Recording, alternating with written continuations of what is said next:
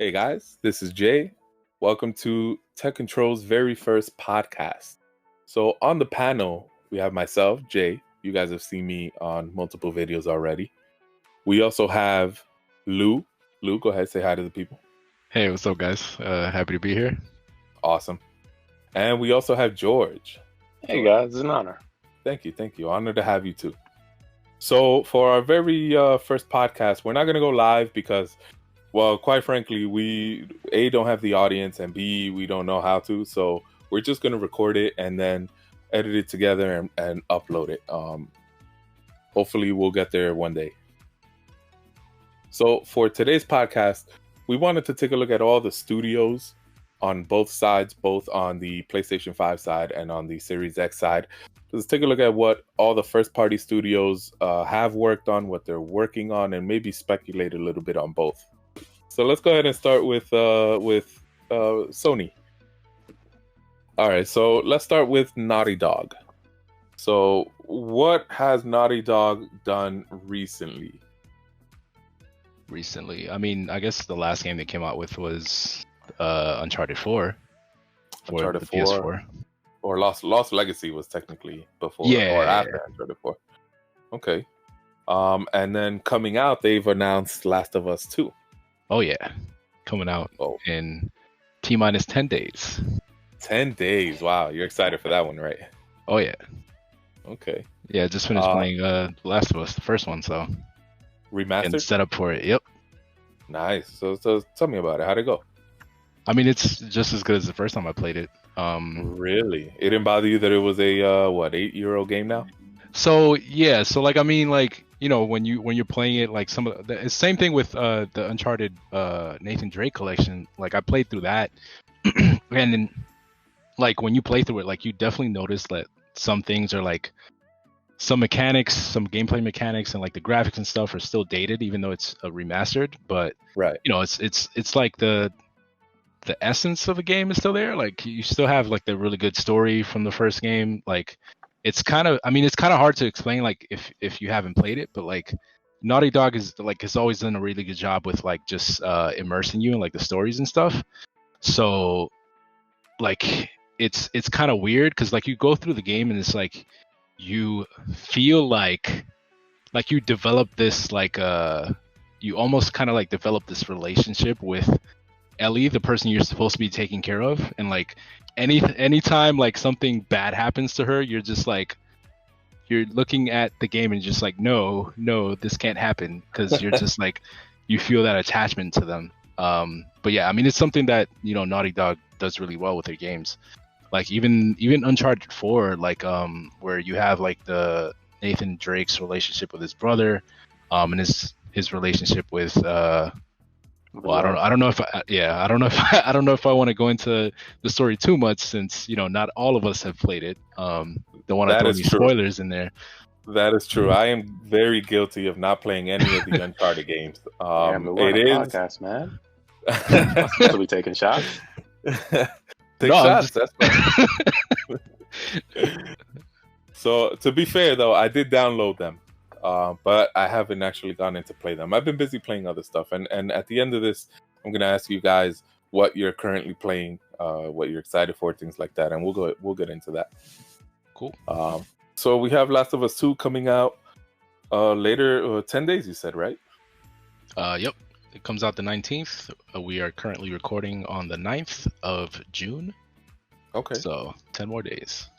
Any chance you think it's coming on to the PS5?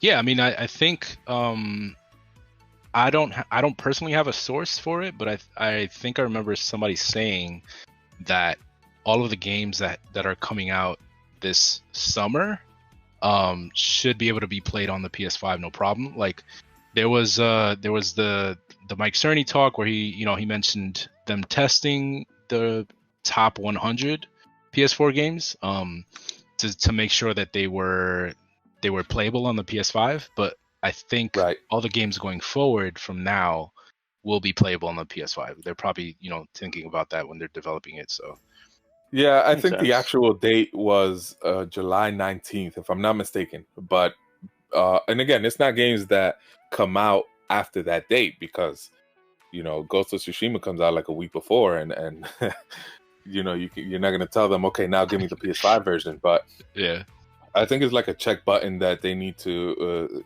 before they put this game out. If it's coming to Sony July 19 and they want to play it on the PS4, it needs to be playable on the PS5. Don't quote me on the date, but I know it's sometime in July. Okay, yeah. I mean, I think at Makes this sense. point, like, developers probably want to have that in mind when they're pushing out their games, just so that they Right. know, like, consumers are going to be able to play their games on the next console if they get it. Right. So speaking of Uncharted, do you think we're gonna get a sequel to it? That's more of a question for George. That is a That's good question. tough one. Considering how the game ended, I'm not sure. I'm not sure if we're going into like spoiler territory or not, or if I could mention the ending. I mean, Yeah, go I ahead. feel like it definitely fall into spoiler territory, but Go ahead, I don't mind. All right. Well, I mean, the way the game ended, he pretty much had a daughter, so I was gonna say for anybody listening, spoiler alert. Oh, spoiler alert for sure. Well, you already know he had a daughter, so too bad. Okay, so was the daughter one of the Lost Legacy chicks? no, because Okay. Lost Legacy had the I want to say main antagonist or the right hand of the main antagonist, the lady. I forgot her name. I'm not sure if you remember, Lou. I don't remember her name. I remember, was it? Yeah, I don't remember either of their names. I think the other one's name was Chloe, because she was Chloe, his ex yes. from the second one. Yeah, she was in Uncharted 2. And then the All other right, one, so- the other one was basically the one that he ends up the one that's part of the bad guy team, I guess you can say, in Uncharted 4. Okay. Yeah. So Chloe and Mrs. Evil, they have their own game, and we don't know about the next Uncharted. Yeah. So if But- anything, maybe his daughter might be able to take up the mantle. I mean, she has to Yeah. grow up first, right? It could be a few years. I mean, she was old-ish, not old, but like she was old enough to where they could come out with like a new game like a few years later and have her Exactly. be the main character. Because throughout the game, she didn't exist. It was, like kind of like a post-credit scene or something like that. Yeah, it was an epilogue. Yeah. Okay. Yeah. I mean, hey, they could even do like a time skip montage within the game. We saw that in what's that game? Horizon Zero Dawn. She just grew up like within the first 15 minutes. Oh yeah, true. Yeah, that's a possibility. I mean, they also include like young Nathan Drake in some of the Uncharted games, kind of like giving flashbacks and stuff. So it's a possibility. Well, one thing I found interesting, you guys know PlayStation revealed their new PlayStation Studios logo, and it came with its own animation. So I did notice that Nathan Drake is still part of that new animation. So what does that tell me? I think we're getting another sequel, right? That'd be interesting. Maybe. I mean, otherwise, why would they put him in that, animation? And this animation is something that they're going to be using going forward. Yeah, I mean, I think it could also just be like, something they're using to like honor all the really good games, that they've come out with in the past. Not necessarily meaning that, they're going to release sequels for all of the games in the animation, but it's possible too. Very true. Very true. I mean, listen, either way, the Uncharted series is a good series. It wouldn't hurt to get another one. I'm sure there'd be a lot of people very happy, including you guys. But I'm sure someone else would be happy as well. one day I'll play it. Oh, I caught that one late. Come on, all right, Lou. that is that. Okay. But yeah, no, I it definitely couldn't hurt to get a sequel to it. Lost Legacy, I don't know how well received it was. I mean, I thought it was not received as well, but then the ratings say otherwise. The price was justified, so it couldn't hurt to get another Uncharted game. Yeah, I mean, I didn't play it Yeah. myself, but from what I heard, like they introduced like a few new things from a gameplay perspective, that kind of like, you know, seemed like an improvement on their past games, and I feel like they do that normally, like going from one game to the next. Like they're usually like iterating on them, and like improving them in one way or another, and then you see those changes make their way into like their next games. Right. So, I would hope so. These games, they should improve over time. well, yeah. I mean, Okay. yeah. So I don't want to spend all my time or our time here on Naughty Dog. So let's skip over Jack and Daxter. I don't think anybody's waiting for a new version of that anyway. So let's go straight to Sucker Punch. Sucker Punch are the people that made Infamous and currently Ghost of Tsushima. Did you know it was pronounced Tsushima and not Tsushima? I have no idea, to be honest. Yeah, I didn't know either. Okay, it's all right because I've been saying it wrong for like 2 years. How long have we known about this game? 2-3 years now. Pretty much. Yeah. So Ghost of Tsushima is set to release next month. Is it? Yes. 2 months. No. Oh yes, next month. That's right. In July.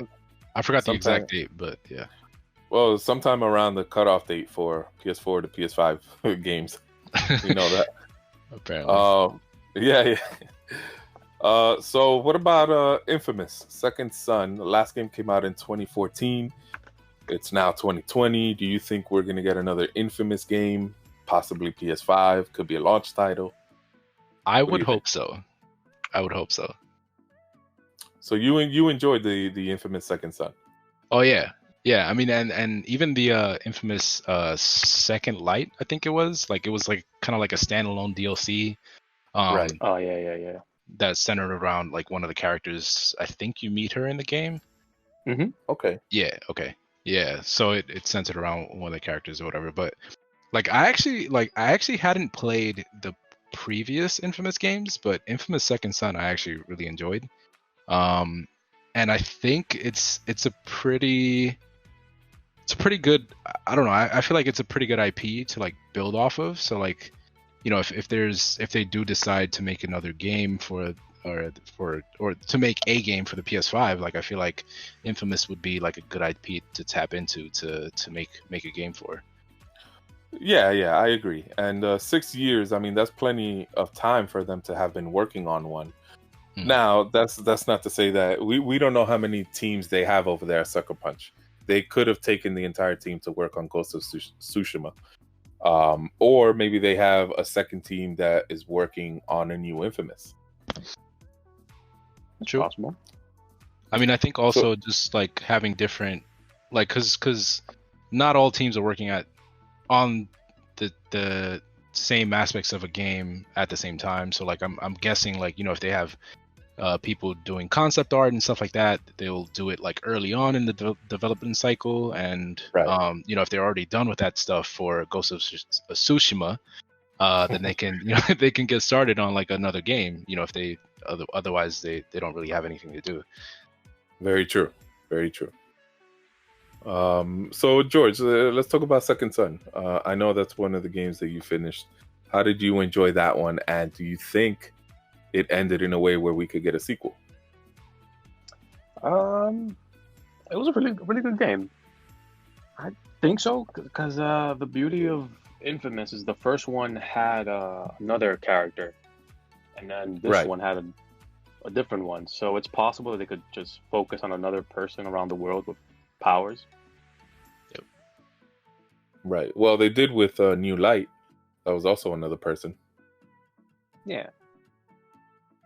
Okay. Yeah, it's very possible. I'll tell you this, with Second Son, I got into it a little bit too late in the generation, and for me, it was just too much. Like, you could tell that it was early in the generation, because it even almost felt like it could have been a late last gen game to me.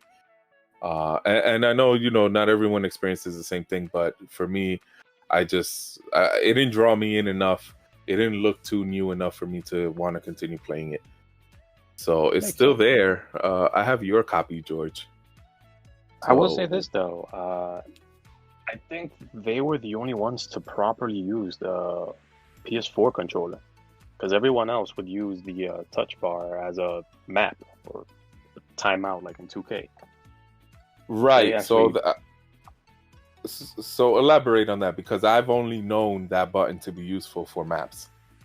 so yeah, they had this thing where you could like tag walls with graffiti, and you pretty much use the touchpad as a spray can, pretty much. Oh, that's interesting. Yeah. I'm pretty sure there was other things, but I don't remember at the moment. Yeah, they had I think when you would draw like the element out of stuff, you'd use the touchpad. Or like when you like rip stuff off of a car or something, you'd use the touchpad. I can't remember it too well either. It's been a while. Yeah. Right. Okay. So what about Ghost of Tsushima? That's coming out next month. So are you excited for this? Is this something that you're going to pick up day one, or what do you think? I am a little excited, but as Lou previously mentioned, there have been quite a few samurai-esque games recently. So I guess the excitement is a little down compared to, let's say, I don't know, Last of Us 2. Right. It looks interesting. We have Sekiro. Exactly. So that's why I feel people might not be as excited for it. They might just consider it another samurai game. Yeah, I mean, we like you mentioned Sekiro. There's I don't know if I'm pronouncing that right, but there's also Neo. Which is another one. And I think there's one more that I'm forgetting, but it's I mean it looks good. It looks like a good game. Some of these studios are just like I trust them to put out good games. Like Ghost of Tsushima isn't something that I'm personally excited for at the moment, but if it's something that comes out, gets good reviews or whatever, or like I see gameplay of it and I'm I feel like it's a game I want to try, like I'll give it a shot, but like it's not something that I'm interested in currently. But I feel like it is a game that's gonna do well. Like even if I'm not into it, I feel like it's a game that's gonna do well, because I feel like Sucker Punch has a decent track record. Yeah, they have a track record of putting out good games. So yeah, I agree with you there. They are a good studio. They take their time and produce quality work. I mean, the visuals alone on Ghost was something we hadn't seen before when they first announced it. 2-3 years ago? And that's really what caught a lot of people by surprise and excitement. And then the aspect of the guy being a ghost and also himself, I think that's the duality with the character, and each character within the one character has like a different play style, which is kind of cool. It is interesting, but when I saw the trailer, man, that to me was Assassin's Creed all over it. It even had almost the same exact icons, like when he was about to get spotted, it looked identical.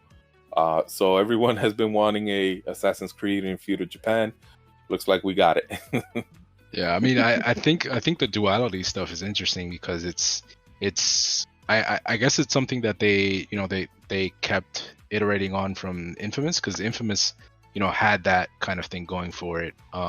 Even from the first game, from my understanding. You have different, you can go with one power or a different power, and depending on like how you play, you progress that. So it'd be interesting to see how they take that and change that a bit, and how, see how that kind of stuff works in Ghost of Tsushima. But yeah, I mean that's something to look forward to. Yeah. That is pretty cool. George, did you ever get to play the first Infamous? Yes, I did. It was a pretty cool game. It was rough around the edges, I would say, but other than that, that was pretty good. Is it rough? Like, was it rough around the edges, like looking back on it now, or like in the moment, like when you were playing it? In the moment, like you could say it was like maybe a PS 2.5 game, if that makes any sense. Okay. I think the aiming was pretty difficult in that game. Like if you didn't get it exactly on target, it would just shoot right past his shoulder or something. Yeah, the But first one kind of struggled a little bit with the aiming and the melee aspect of it. yeah, the basic functions of the game. But no, I actually do remember that you could do good or evil, and then it was either blue or red, and it was so hard to stay good and so easy to fall into bad. But I am, if they do come out with another Infamous, maybe one that's updated, I would probably look forward to that.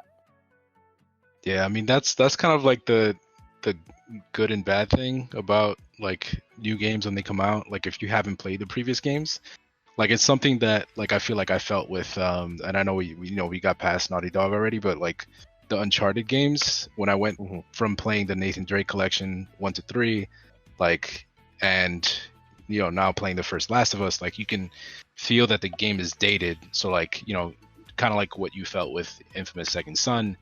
Right. But I feel like, I mean, maybe not so much with Infamous because they might center around a completely different character, but like for some games, like if you want to have that backstory, you have to go back and play those initial games. Unless you watch it on YouTube. But Hey. for the record, we do not condone watching YouTube playthroughs. cutscene. Yeah, playthroughs. Unless you beat the game and you're looking for ways to improve in case you want to run it back or something like that. Your first time around should be you on a console or PC or whatever you're not necessarily. What if you're trying to make a decision and you're kind of on the fence about it and you see some gameplay? I mean, the gameplay is completely different from the entire game. All right, you can watch a few clips of gameplays, but don't sit there and watch the whole cutscene. And now you're invested in it, and you're gonna keep watching it all on YouTube. Play the game, and then go back if you need to. I only ever use YouTube as a reference point. If I'm ever stuck, YouTube is my buddy. Well, I guess those are YouTube counts, but yeah. All right, so let's move on to Sony Santa Monica. They have done God of War. God of War, amazing game, won Game of the Year in 2018. So it's pretty safe to say that we're getting a sequel. I don't even think that's up for debate. Oh, most definitely, especially the way the game ended. Oh wait, right? Who hasn't beat it? Yeah, no spoilers for Lou, but no spoilers for me either. I haven't played it either, but it is on my list, and I definitely will play that because I do want to play it. I find the sword. What is that thing called? The hammer? I don't even know what it's called. The axe. Yes, I find that amazing because it reminds me so much of Thor's Mjolnir, how you can throw it and it comes back. And I don't know if you guys know, but I love me some Thor and that hammer. No. I mean, there's quite a bit of Norse mythology in there, so there's more than just Thor that'll be coming up. In that game. Thor's in the game. Nice. Well, I don't know if I can't speak on that. I haven't finished it, so no comment. All right. So it's pretty safe to say we're getting a sequel to that. You guys excited for it? Hell yeah. Yeah, I was letting George go first since he actually beat the game. I mean, I'm kind of afraid to talk about it because I might slip in the spoilers category. But yeah, I'm excited. That's true. Game.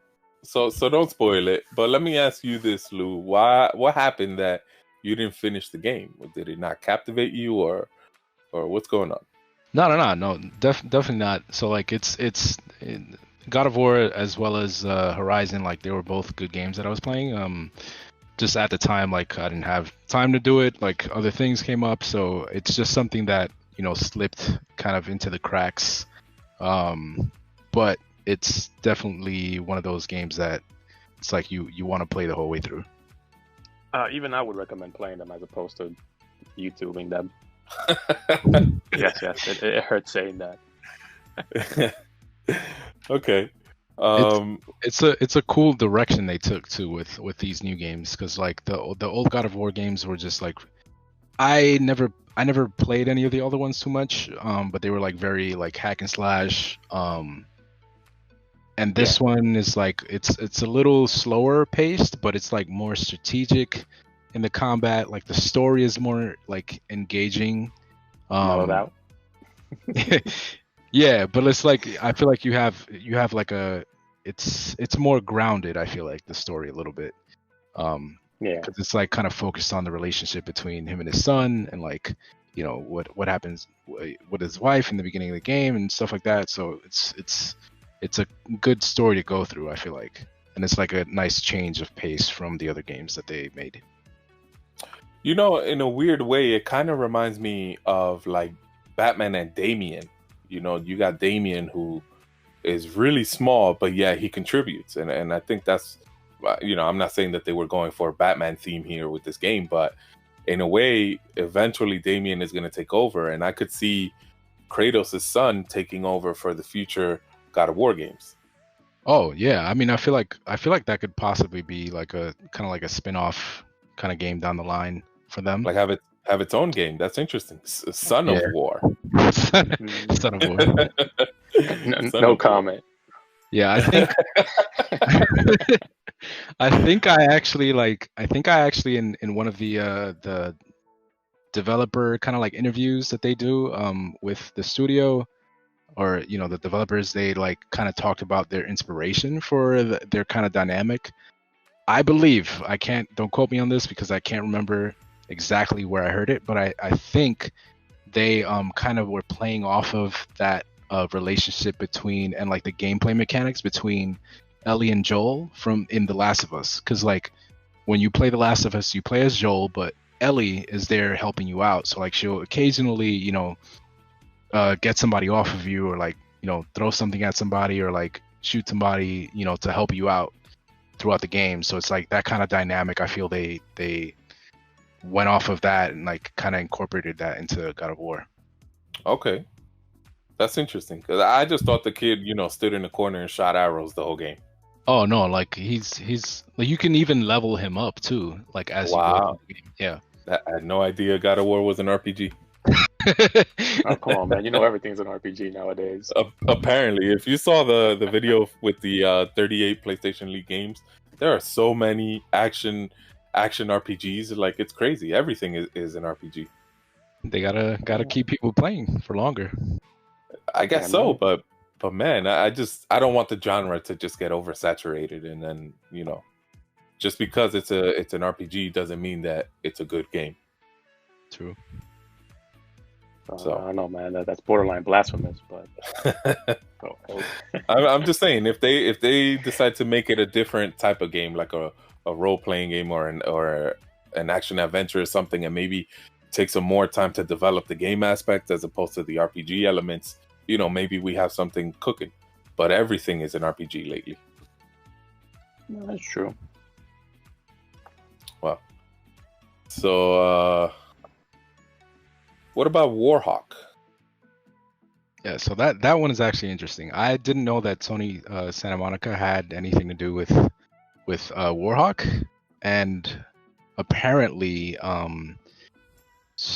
Starhawk the sequel? Starhawk was like the spiritual successor to Warhawk. But they were developed by different developers, which are both apparently now shut down, which is sad. Oh man. But okay. But you know, I mean, it seems like, you know, it's possible that you know, IP or whatever it is still part of Sony, or just like Sony Santa Monica or whatever. So like, it's possible they could just get another developer to make that game for them, like a new game if they wanted to. I actually feel like Warhawk, when it came out, it was a really good game. It had some unique game mechanics that, you know, other games didn't have at the time. I think it was a pretty popular game. Starhawk was a really good game when it came out also. Like, it got really good reviews. And the online gameplay was kind of like, you know, it's not, I don't want to say bread and butter. It's its main attraction. There you go. Okay. It had some interest. Included some new interesting mechanics, like it had some, like, you would get in-game currency and you could drop down like buildings and stuff that contained, you know, either vehicles and stuff like that. It's kind of like you know, you play Halo 5, the dropping of like vehicles and stuff like that to something like Warzone, where, you know, you build up enough in-game currency and you like, well, sort of like in-game currency, right? And you get certain equipment or like certain vehicles and stuff, and you get to, you know, bring those out. That's Right. something that Starhawk had. Or like, you know, if you think of Titanfall, when you spend enough time, you get to, you know, bring out your Titan. It's Well, not something. only that, depending on how good you play, right? The more kills you get, the faster you get your Titan. Yeah, true. So it's like, it's tied to like how well you're doing in the game. Okay. So there was like that aspect where you could, where you had to like strategically plan for like what it is that you needed at what time, right? To help you like in that online match, you know, and you could build like certain structures and stuff. And I was saying that it kind of took me back to like, you know, Fortnite, where you know, build walls and stuff or whatever, when you need them. But it's like, it had like a certain like almost like RTS aspect to it, where you know, you build things and like you build things strategically to plan out, you know, for your that online match or whatever, to give you an edge.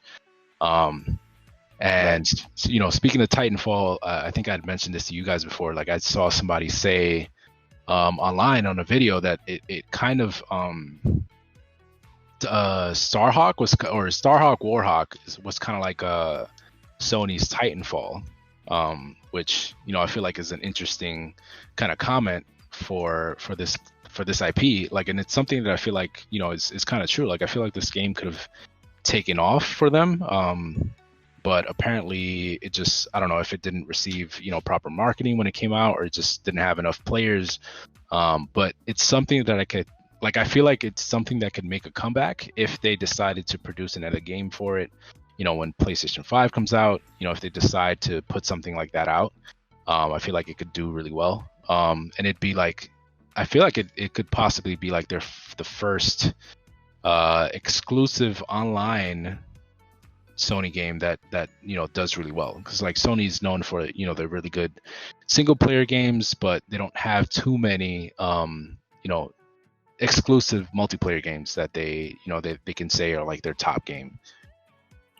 Right. Well, hopefully that changes for next gen. I mean, especially according to a few rumors, Sony's working on a lot of different multiplayer games, and now that they've partnered up with Microsoft, not Xbox, but Microsoft, with the Azure servers, their online presence should be greatly improved, and they should be able to, you know, crank out these multiplayer games a lot better than they have in the past. Yeah, hopefully that's the case. Yeah. All right, so let's talk about Guerrilla Games. Guerrilla Games, these are the people responsible for Killzone and Horizon Zero Dawn. So just some background, Killzone came out as a launch title 2013. I personally got that as a launch title, and I must have turned it off within the first 20 minutes. I got so frustrated with that game. Stupid robot following me around. I just turned it off. And then I traded it into GameStop, which, you know, they may not be around in a couple months. They probably and also give you like $2 for it or something. Probably. But it was even whatever little bit of credit they gave me was worth a lot more than what the game was. I was just disappointed, you know. Oof, harsh.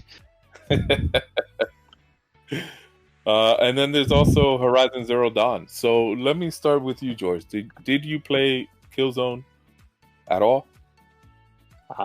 No, and I don't even think I YouTubed it either. That's something. Okay. So Killzone's defense, it seems like it got decent reviews, right? So like I looked it up on Metacritic. The Metascore is 73. User score is 6.8, so like a little lower. But I think from if I remember correctly, what I heard about that game was that they changed the way like the weight of the characters. So like when you moved around, like your character felt heavier. And I think not a lot of people like that, or not everyone like that. And I haven't played the game personally, but you know, it's a game that I'd be interested in playing. But it's like I feel like it's kind of just like a hit or miss for some people. I don't know if that was the case, you know, with you, or if it's just like objectively bad. But yeah, I don't know. I mean, like I feel like it's an IP that's been around for a while. So like they've made games prior to Shadowfall on the PS4. So I think it's an IP that they might want to keep around and make another game for eventually. So I don't know. Maybe we'll see it in the future. Well, in the future, I mean, it came out as a launch title. Could we see a new Killzone as a launch title? Does Guerrilla Game have that many teams? Or are they solely working on the sequel to Horizon Zero Dawn? I don't know. I mean, if you had to choose between one or the other, I would imagine Horizon would be the... Oh, for sure. No question. Yeah, from a business standpoint, I'm pretty sure if they had to make a decision on what to focus on, it'd definitely be Horizon Zero Dawn 2. Right. Yeah. Well, you know what? Killzone, I mean, I have a feeling that there wasn't many games around, so some people might have given it a higher score than what it actually deserved. And even saying that, it was, you know, low 70s. So I even that I think is like higher than what it deserved. But there wasn't many options at the time, so That's true. I guess so. I mean, it's also, I think it's one of the first games that, you know, kind of showed off the you know, the graphics of the PS4 when it first came out. this is true. And it was like, I think it was one of the first shooters for the PS4 when it came out. So I mean, it was a launch title. So yeah, it was a launch title. That and Ghosts were I'm sorry, Call of Duty Ghost. I don't want that to be confused with Ghost of Tsushima, but Call of Duty Ghost and Killzone were the two shooters that came out with this gen consoles. You know, and listen, Call of Duty Ghost had its own problems, but in comparison to Killzone, it was so much better. It's like, this is what a shooter should be, and that's how bad Killzone was. I mean, maybe from a gameplay aspect. So, because like Ghost was a cross-gen title, so it also came out on last gen. So it wasn't something that I feel like, you know, probably would have taken full advantage of the new hardware, since it was still, you know, catering to that last gen, you know, hardware for the game. But you know, maybe, you know, from a gameplay aspect, Call of Duty games are pretty popular, so I could see that, you know, as something that had more people would gravitate to than Killzone. Yeah, I just with Killzone. Go ahead, George. Oh no, I was gonna say that and Call of Duty was kind of at the height of its popularity around that time as well. Absolutely, you hit it right on the head too. But still, Killzone is a shooter, you know, just like Call of Duty. It did feel very heavy. I remember I couldn't even jump over a log. Now, I don't know if that was just out of bounds. I wasn't supposed to go, but it just seemed like I should be able to jump on this. And then there was this stupid robot that was following me, and he was just useless. You know, so and at one point, I think I killed everybody, and I was looking for where to go, and it just was not intuitive, nothing like that. So I turned it off, popped in Call of Duty Ghost, and that's where Killzone stayed until it got to GameStop. Yes. But assuming they only have one team at Guerrilla Games, that one team is most likely working on the Horizon Zero Dawn sequel. Yeah, it makes sense. Yeah, that makes sense to me too. Horizon Zero Dawn, or as I like to call it, the sequel, Horizon One Dawn. One Dawn. Okay, I like the sound of that. Yeah, One Dawn. You know, this one's Zero Dawn. New one is One Dawn. Next one's gonna be Two Dawn. You know, I'm pretty excited for it, especially with the new DualSense controller. It's supposed to have tension on the triggers, so when you're pulling a bow back, you're supposed to feel it in your hand. Oh yeah. So that's interesting. I really hope that they do take advantage of that.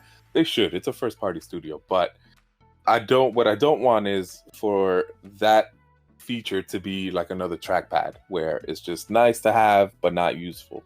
Yeah, I mean, I think it's something that'll get taken advantage of more than the trackpad. I feel like the trackpad Even though some games, might have utilized it to, the best of its ability, it's something that is a little more gimmicky than something like haptic feedback for a controller. Like it's like I remember, I think when the Xbox One came out with its controller and was it haptic triggers that it had? Yes, haptic triggers. Yeah, so like things like I remember like the first Forza that came out with it immediately took advantage of that. And like when you were controlling the car and like you were braking or like accelerating, you could feel like the tension, like you could almost feel the tension of the car and like against the asphalt and stuff through the trigger, which was pretty cool. Yeah, and that's amazing work by the developers, being able to translate that real world feeling into your fingertips. That's amazing work.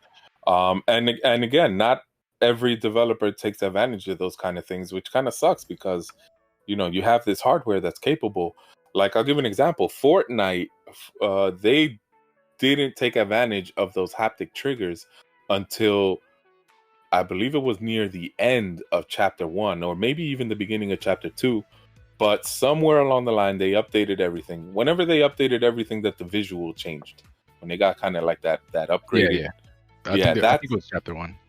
Okay, so at that point was when they changed the feeling inside the controller, that there you actually felt the rumble of the controller and the trigger, the haptic triggers. They were different from the rumbles, and using them together, it was just an amazing feeling when you're building up. It was or down, whatever the case you were building. It was just like, wow, this is what it should have done from the beginning.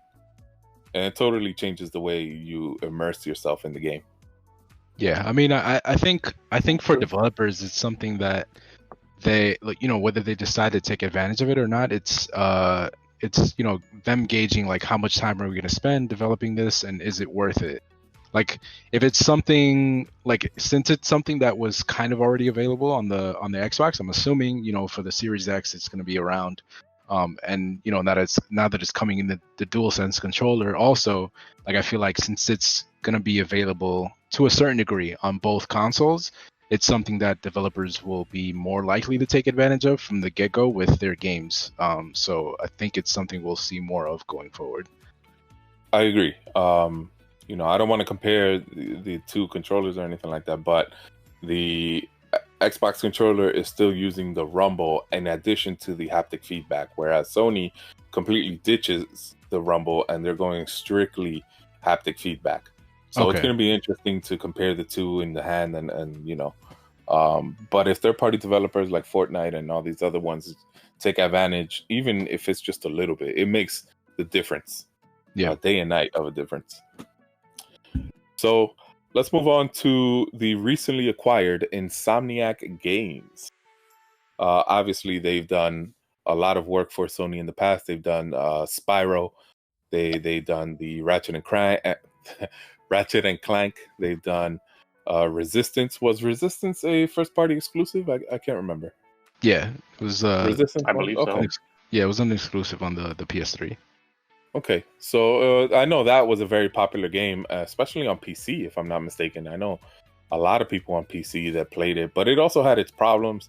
People started cheating on PC, and then it lost its audience. And by the time they fixed it, it was a little bit difficult to get the audience back. But I still hear good things about the game. So you played it, George? May have seen a couple YouTube videos. We're gonna have to disconnect or cut YouTube off from your house, man. Don't ever invite me over. I'll log right into your router and disable that website. Come on, man. How am I gonna watch your videos then? That is true. That is true. I'll only allow certain. All right, so go ahead. I would compare Resistance to like Gears of War, to be honest. Like the premise. Really? I can see that. It's kind of like focused around like fighting against aliens and stuff like that. Yeah. Yeah, that kind of thing. I mean, it was it took a, I mean, I played a lot. So like Insomniac is known for like their kind of like wacky weapons and stuff like that. Right. You know, it's something that's, you know, we see a lot of in the Ratchet and Clank games. Resistance had a lot of that too. Like there were weapons that you could first tag enemies with, and then you'd kind of like shoot homing beams at them, or homing, like, not bullets. They were like kind of like beam bursts right at them. Okay. You know, they had different kinds. They had other kinds of weapons that I can't remember off the top of my head, but like it was kind of like, you know, that kind of going off of that whole like unique weapon setup that they always kind of incorporate into their games.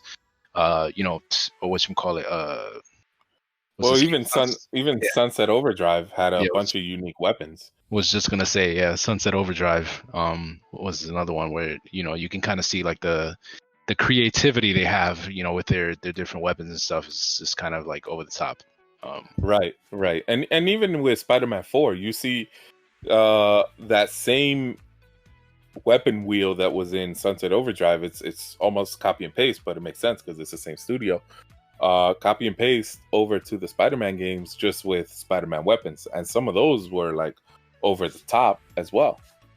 Yeah, a little more grounded than the other games, but oh, for sure. You can't really have Spider-Man exploding people, so I mean, but you did have some pretty cool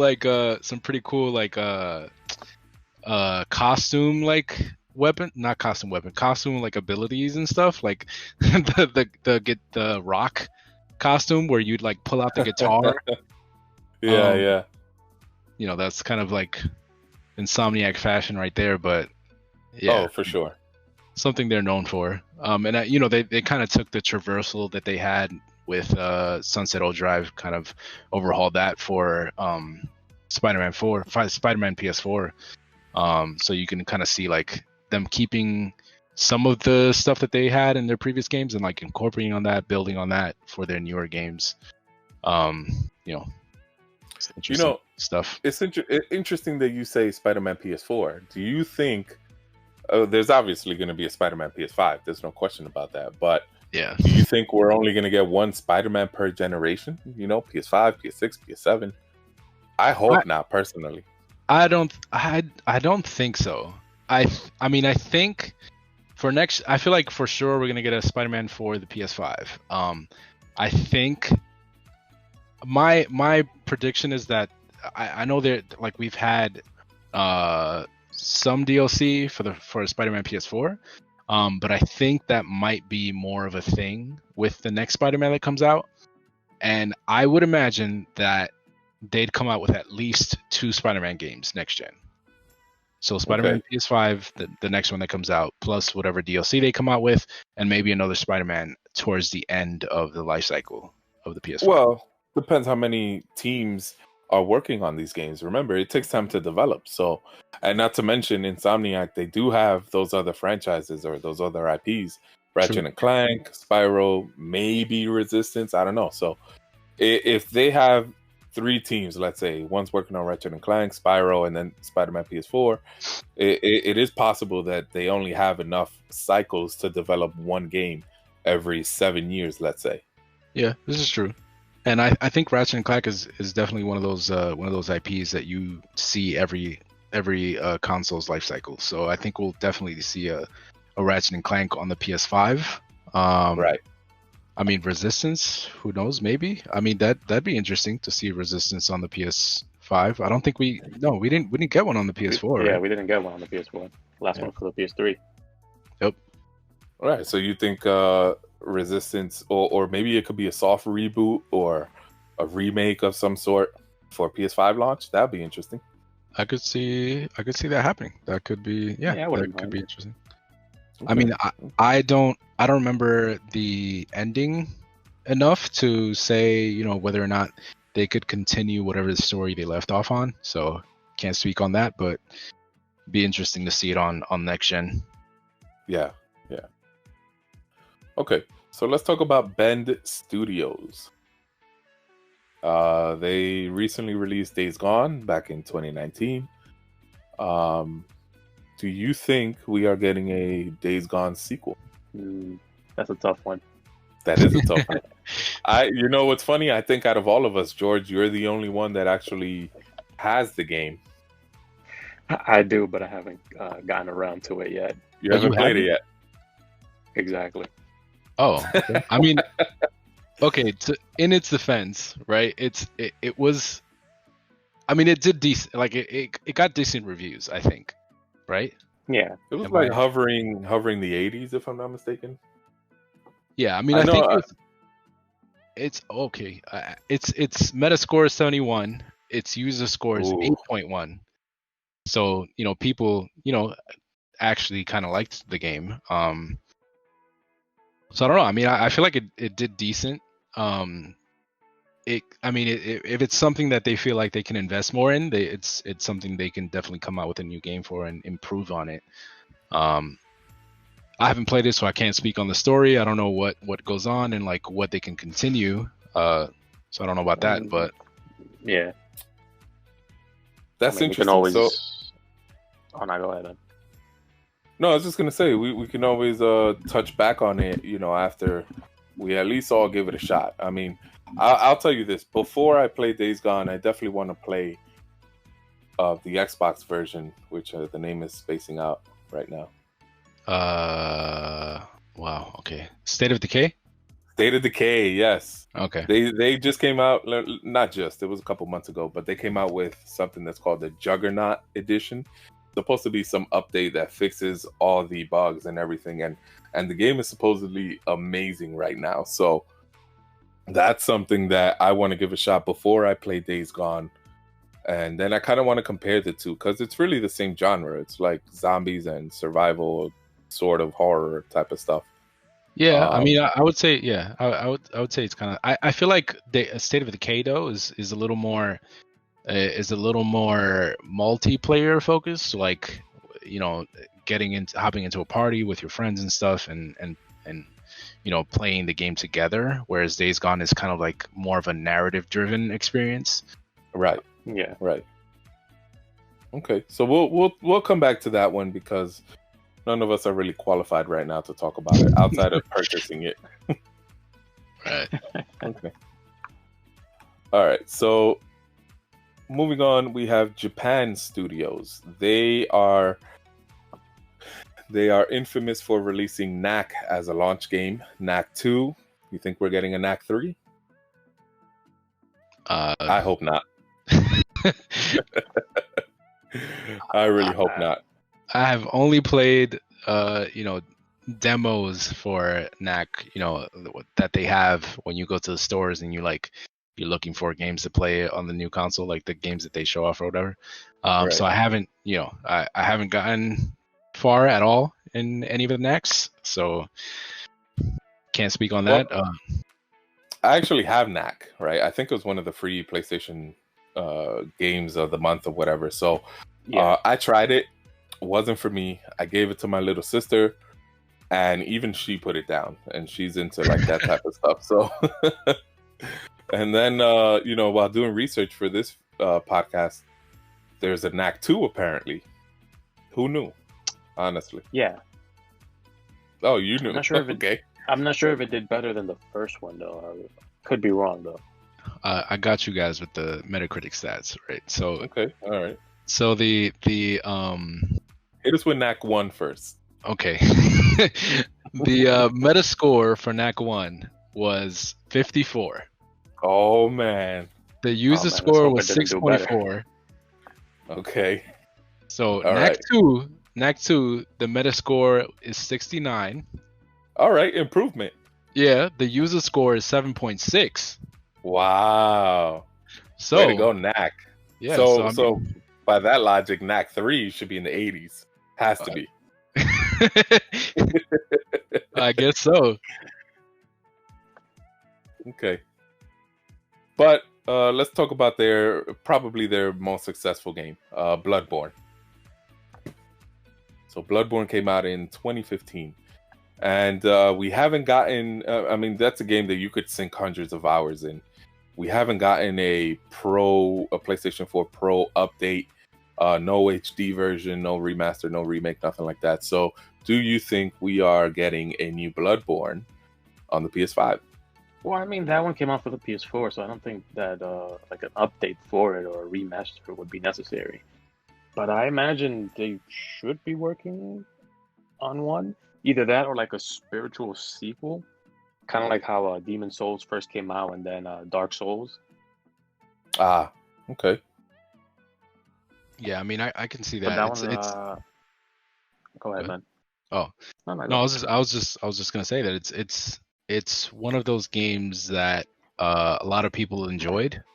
It's Yes. not for me personally, but it's like one of those games that like got really popular. So it's definitely something that I feel like they'd keep in their back pocket and kind of like prioritize going forward if they want to come out with a new game. So I think it's very possible that a new one could come out, or like George said, like a spiritual successor to it in some form. Okay. Yeah, I could see that as well. Especially because it's been so popular. That's probably why so many people were asking for an updated version, an HD version, or something like that.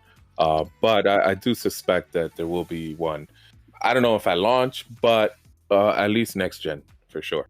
I'll tell you this: a lot of people would prefer a new Bloodborne before an Act 3. Oh, most definitely. Yeah. Okay, so moving on, we have Media Molecule. These are the people that are responsible for Little Big Planet. That's a tough one, considering I never played any of them. But I did hear good things about it, though. Yeah, Little Big Planet is one of those titles that it's very popular, but with a specific group of people. Yeah. So I actually have Little Big Planet 3. My cousin begged me to buy it, and then she played it like twice. And then after that, I just took the game to her house and I said, "Look, you made me buy it. It's yours. That's it." It's just not a game. I don't even think she has a PS4, but it's not for me. So I didn't want it in the house. I mean, it's one of those games that kind of like enable creativity, like for creators. Like I've seen that there's like a lot of like user created content for it that people enjoy. Yeah. So it's kind of like one of those games that developers put out there and they kind of like see what the consumer does with it, right? So it's right. It'd be interesting to see like a new game come out, a new Little Big Planet come out, because it'd kind of just be building off the new hardware and letting people do with it what they come up with. Right, I agree. I mean, they've cranked out 3 of these, so I'm pretty sure they're gonna give it. And that's this studio. This is all that they do. So unless they're gonna come up with a new IP, I'm pretty sure we're gonna get Little Big Planet 4 sometime next gen. Well, I mean, they've also made Tearaway, which I think was well received. And they recently put out Dreams on the PS4, which kind of like builds on that. Was Media Molecule the developer for Dreams? Yeah. So that is interesting that you bring that up. So I didn't know that. I thought all they made was Little Big Planet. But now that you bring that up, maybe Dreams is the spiritual successor to Little Big Planet, because it's kind of like, here's our engine, develop whatever you want. Could be, yeah. I mean, yeah. So I mean, I think Dreams has like kind of like a particular art style, which is a little different to that of Little Big Planet. Little Big Planet, I feel like was kind of like the kind of like the mascots for Little Big Planet were like the little stuffed animal creatures. Little yarn ball. Yeah. Whereas Dreams, it's kind of like you can create whatever you want. Like you're essentially, I don't know, creating a dream. Yeah, but I've seen in Dreams they've created Mario. They've created even things like a 4K version of a food plate. You know what I mean? So I don't know if they have a particular art style. I think it's whatever you want to create. Yeah, no, but I mean, like, I think the models and stuff all look kind of similar. Like I think I've seen a Final Fantasy VII remake. Yeah, I saw yeah, that. Yeah. So and they all kind of look the characters and stuff that they make with the models they have all kind of have a similar look to them. If I'm not mistaken. I'm wondering if that's more on the developer or the game. Right? I say developer, but I mean the person who made the remake. Yeah. But either way, I'll take a Little Big Planet 4 or a Dreams 2. You can't go wrong with either of those. I mean, I'd actually be more interested in a Tearaway sequel. I haven't played it personally, but it looked very interesting from what I saw, and like it's one of those games that I think took advantage of like the unique kind of like controller properties and like even on so Tearaway also came out for the PS Vita, and it took advantage of like the back touch panel thing on it. Oh, right. So they kind of like take advantage of like the hardware and like get creative with it. So I'd like to see what they do with another Tearaway game. Okay. Any final thoughts, George, before we move on? No, honestly, I can't say I played any of those games, so just as lost as you are. No, it's all good. All right, so let's move on to Polyphony. How do you say that? I have no idea. Okay, so let's move on to Polyphony or Polyphony Digital. Not really sure how to say that. They are the people that are responsible for Gran Turismo over on PlayStation. Their last game was actually Gran Turismo Sport, released in 2017. I mean, I know you guys have heard the rumors all over the place of a Gran Turismo 7. So I think it's pretty safe to say that that's going to be a launch title. Yeah, that's I was gonna say I think it's pretty safe to say that Gran Turismo will be making its way back into the next gen. It's something that Gran Turismo releases on every gen, and it's kind of like their not their go-to racing game, but it's like the Sony exclusive racing game. So I feel like it's definitely gonna make another appearance. Yeah, but it's taken a step back, like in quality. A lot of people seem to think it's not the same type of quality game like it used to be. So maybe they make some of those improvements over on the new Gran Turismo, but we'll see. Just out of curiosity, what's the Metacritic score for Gran Turismo Sport? I will look that up for you right now. Okay. And George, have you played any of these Gran Turismo games? No, I haven't. I've never been really a fan of driving simulators. I've always been more of a arcade driving. Yeah. Well, you just recently played Heat, which is more of an arcade style. Yeah, exactly. Okay. So the Metascore for Gran Turismo Sport is 75. Okay. The user score is 6. I'm sorry. As in 6.0. Yeah. Okay. Damn. Yeah, so it doesn't seem like it was all that well received by the community. Although it's yeah, I mean I see some 10s here on the user score side, but like overall it's not very high for the user score. Yeah. Are the 10s from PlayStation Magazine or PlayStation IGN? No. It's like some users, but users. I got you. You always have that kind of thing where it's like, some users really like it, some users don't like it that much, but like on average, these are the scores, right? I mean, it could be that maybe that one wasn't like a simulator like the other ones are. It could be. It's sport. Gran Turismo Sport, exactly. Right. Yeah, it's very possible. Maybe they're trying to go for like a type of thing like Forza's doing with the Motorsport and the Horizon, and then they also have the just plain Forza. It's kind of like a mix of both, but it could be. All right, so let's move on to San Diego Studios.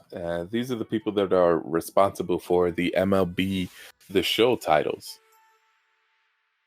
Yeah, this one's an interesting one because it's their platform exclusivity is going to be up right after the next MLB game that comes out. That is correct. So we are expecting in 2021, which is right around the corner, that the next MLB is going to be on all consoles, not just on the PlayStation 5. Mm-hmm. So that is very interesting. And you know what? It's going to be really funny when, I'm an MLB The Show fan, so I'm probably going to get it. And it's going to be really funny when I boot this game up and I see the PlayStation animation, for being a PlayStation title. And let's say I'm playing this on the Xbox or a Switch, it's just going to look a little funny. But either way, the show was a great series. Usually rates pretty high. I think part of the problem with the show is that it's a little bit stale, and there is no competition right now to really make them kick it up a notch. Yep. I think they could be doing a lot more in the visuals department. I mean, when I turned the HDR on, it looked horrible. You're better off turning that thing off on the MLB that I got. So they definitely could be doing a lot of work with the visuals. The animations are pretty good, pretty crisp. They stole a lot of their gameplay mechanics from EA MVP Baseball, which to me is the greatest baseball game of all time. So it makes sense that the show is pretty Feeling good. nostalgic. Oh man, you have no idea. I think the last MVP was the last MVP out in I think it was 2012 or no MVP. I think it before then. The last one I remember is like 2015. I'm sorry, 2005. Oh, maybe I'm. You might be thinking of 2K, baseball 2K baseball, whatever it was called. Oh, okay, yeah. Yeah, I was not a fan of that one. I did own it though. It's weird. I did own it. I did play it, but I think that was probably because MVP stopped making games, and then this 2K version was only like $20, as opposed to the show was $60. So I went with the cheaper one. Oh yeah, you're right. Last one was 2005. It looks like they had some NCAA baseball games. Ain't nobody playing that. Yeah, but those are out, and I think the last one for that was out in 2007, so it was still a while ago. Yeah. But okay, so MLB Next Gen, that's going to be interesting. Yeah. It's I feel like it's kind of, you mentioned something about just not having competition and stuff. I think there's a few of those games that fall into that category, like these sports games. It's okay though. You can say NBA 2K. It's not just NBA, right? So I think Madden. I don't know if there's any other games, any other developers coming out with football games, right? Well, there's no other Madden competition like a sim, and that's because Madden EA has the contract with football. Okay. So with the NFL.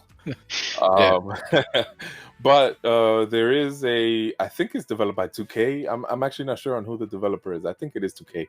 For Madden? No, not for Madden. That's EA. But another developer is releasing a new football game, and this one is not going to be a simulation style. It's going to be more of an arcade style, because again, part of the contract is that they can't have another sim game, but they're allowing this arcade style game. So think of like Slugfest, but for football, something like really animated, really exaggerated, and a lot of fun. Yeah. So that's like NBA Jam. Yeah, that'd be perfect. So we're getting something like that, but for football. Okay. And honestly, I love NBA Jam. I love Slugfest. All those games. So I might pick that one up. NBA Street. NBA Street. It's no NBA Jam, but MBSG wasn't bad. Yeah. All right, so now I think that's it for all these Sony exclusive, or I should say Sony First Party Studios. But they do have a couple studios that make exclusives for them, like Square Enix. They make Dragon Quest. The most recent was Dragon Quest 11, came out in 2018, and that was a Sony exclusive. Well, Dragon Quest is kind of interesting in that they'll make it pretty much for any system, so it's not a guarantee that one will come out for the PS5. Like, for example, there was no Dragon Quest, or at least the main series, for the PS3. Like, it totally skipped the PS3. Did it? So Yes. so help me understand. It just didn't come out on the PS3, but it came out on other platforms? Exactly. Or it Like, just... for example, 10 came out for the Wii U. Oh my gosh. So 11 exactly. came out for the PS4, so we should expect 12 on the Xbox Series X? At this rate, I mean, 9 came out for the DS, so Oh who man, knows? that's right. We might even get a VR title for 13. I hope not. Yeah, same here. But I'm sure we'll probably see a spin-off title somewhere there. Yeah, I'm pretty sure. I actually think, now don't quote me on this, I don't have the details in front of me, but I think Dragon Quest, they did announce that they are coming out with 2 games. One is supposed to be sort of like a mobile game, kind of like, again, don't quote me on this, like Dragon Quest Heroes, sort of similar to that. Yeah. And then the other is going to be more for consoles. No idea if it's going to be like a mainline game or a spin-off of some sort, but they did announce 2 games coming. They didn't say what consoles or anything like that. It's possible. Yeah. So, all right. And then last on this list, we have Supermassive Games. Gotta love that name. They made Until Dawn back in 2015. So this is your specialty, George. That one's not it's actually a pretty good game. It's kind of like Detroit Being Human or any of the Telltale games, except kind of like a horror element to it. Yeah, I did get that. So it's okay. I in my head I completely had the wrong impression then. I thought it was like an alternative to the Resident Evil games. Oh no, not at all. So in this one, hell, you could beat the game with all your characters dead, some characters alive. Wow. Could be lucky and have them all alive. Okay. All right, so it's that type of game where your decisions affect the outcome. Exactly. I don't think we'll get an exact sequel to that one, but I imagine we'll get something similar, maybe. Okay. Kind of like another one, but like with some horror elements. Okay. So speaking of Detroit Become Human, I just noticed I don't have them on my list. Who made them? Quantic Dream. Third party? That is a good question. Possibly. I don't remember any of their games coming out on the Xbox console. Yeah, because didn't they make that Ghost one and Rain? Beyond Two Souls, yeah. Beyond Two Souls, Heavy Rain. Yeah, Beyond Two Souls and Heavy Rain. They were Beyond Two Souls and Heavy Rain came out on the PS3, and then Detroit Become Human on the PS4. Okay, so it looks like they're a second party studio, not a first party, but they do exclusively make games for PlayStation. It appears PlayStation and PC. Seems like it. Yep. Yeah. Okay, so Lou, you just finished playing Detroit Become Humans. I'm stuck in this game as we speak, and I don't mean stuck as in I don't know what to do. I mean the game keeps crashing for me. So why don't you kick this one off? What do you think Quantic Games is working on now? I mean, I think their bread and butter has kind of been just like creating these narrative experiences for players. I mean, I think they've done a really good job with Detroit Become Human. It's kind of like George touched on. It's like it takes on that kind of same gameplay style as, you know, Heavy Rain, Beyond Two Souls, the Telltale games, where it's kind of like it's you're not playing the character like you would normally in other games, you know, leveling them up or you know, playing as them throughout the whole game. But you control them to a certain degree, and you, like, you know, you progress the narrative, right? And then your choices have an effect on the game, you know, throughout the whole story, right? So like George mentioned, like some characters in Until Dawn can just end up dead, and they don't show up later on in the game. You know that can happen in Detroit as well. And it kind of, you know, completely changes, you know, what the story looks like for you.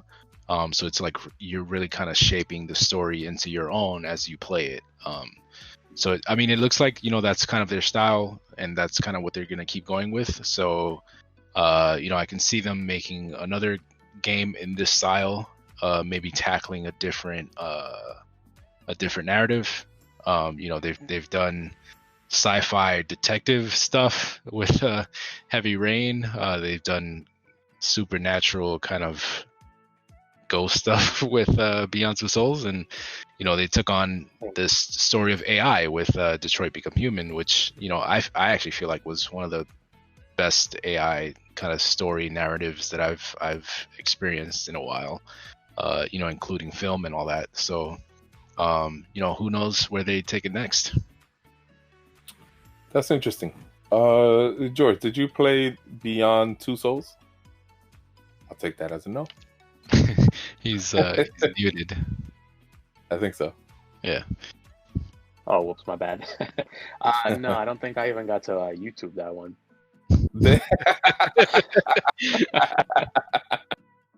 Yeah, it wasn't really my kind of game, so I never tried it either.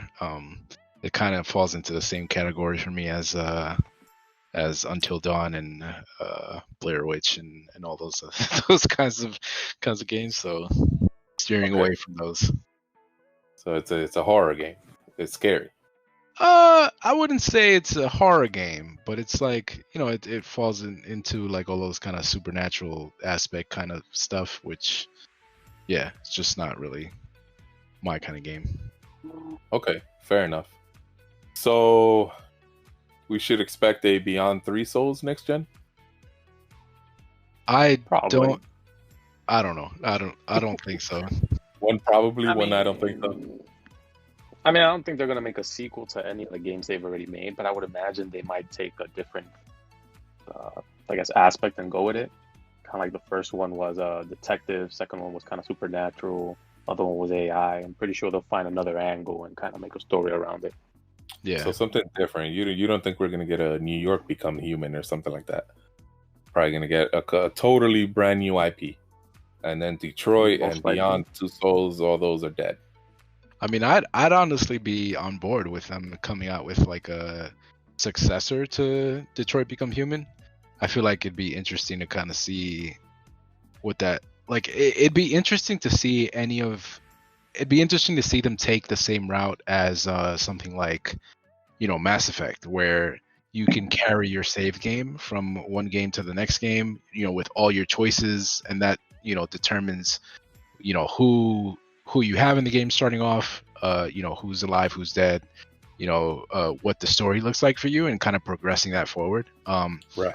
But I do feel like they have a little more variation or a lot more variation to their game and choices than, you know, something like a Mass Effect. So it'd be a little harder for them to kind of take that and, you know, go forward with that save. I feel like they'd probably have to go through a lot of voice lines with a lot of different people, and For sure.